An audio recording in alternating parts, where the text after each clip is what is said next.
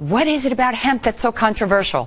Why is it always in the news lately? And is it only because it's tied to medical marijuana? Can it be good? I'll leave the legal discussion to the lawyers. What I'm interested in are potential health benefits. You know, hemp, cannabis, that plant that can be legally grown all over the world and is often used in marijuana production. With all this news, I decided to do a little digging and to try to figure out why hemp is so controversial. I mean, hard liquor is legal and it has no redeeming health qualities whatsoever. So does hemp have any redeeming qualities? We'll find out. With us is the author of Cancer, Step Outside the Box, Ty Bollinger. Hi, Ty. Thanks for being with us. Thank you, Carol. One of the really incredible things I was reading about in your book was hemp. Yeah. Marijuana, basically. Right. Tell us the history of hemp, because I found this quite unusual. Well, hemp has the reputation now as being this evil weed. But the medicinal history of hemp is quite fascinating. Back as far back as the 1930s, there were medicinal hemp tinctures in almost every pharmacy in the United States. Hang on, I want to go even further back. Yeah. Didn't you write in your book that Washington and Jefferson and Lincoln and all these presidents actually grew hemp, so it was legal to grow everywhere? They did. And they could use it as they wanted to use it? Yes, as a matter of fact, some farmers in the colony of Virginia were required to grow hemp.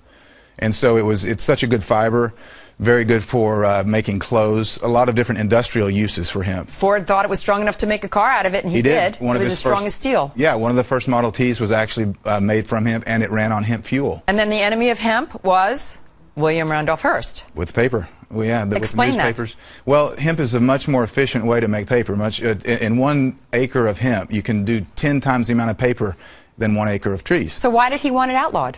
Because he owned thousands of acres of forest that when he owned paper. So this was a political thing and had really nothing to do with hemp itself. Exactly. It really didn't. It was more about the money. It was more about eliminating the competition. And so that's why hemp was demonized and thought of as this evil weed.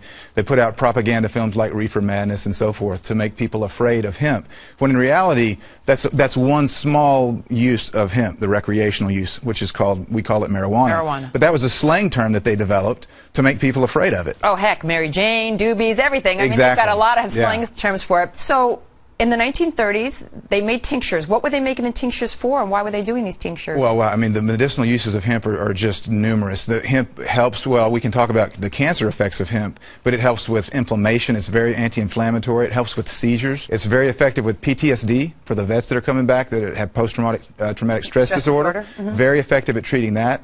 It's an anti-inflammatory.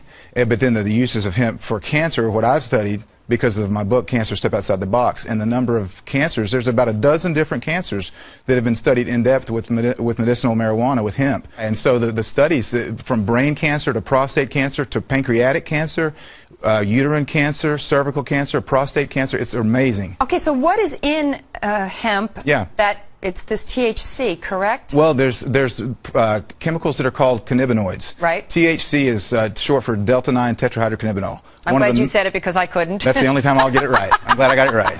So that's the one, THC is the one cannabinoid that everyone's familiar with. That's the one that's psychoactive, and that's the one that gets you high if you smoke it. Okay. But there's other cannabinoids. One is called CBD, cannabidiol, and it's very medicinally used. There's no psychoactive component of CBD. So what do? Extract these to make tinctures, or you can make tea out of? You can make tea. You can eat it. It's a great superfood. You're into raw. A lot of people use raw hemp in their superfoods. Well, do you get high off of hemp if you eat it as a superfood? No. Well, or just the seeds. You've got to heat the THC to make it become psychoactive. So people that eat the plant, they put in a smoothie. You know, the super green smoothies. Right. You're not going to get high off of that because you didn't superheat it. But is it then, if you put it in a smoothie like that, is it a good prevention to cancer? It is. It's very well. It's got a perfect ratio of omega-3 to 6 fatty acids. It's got more GLA, gamma-linolenic acid, than any other plant.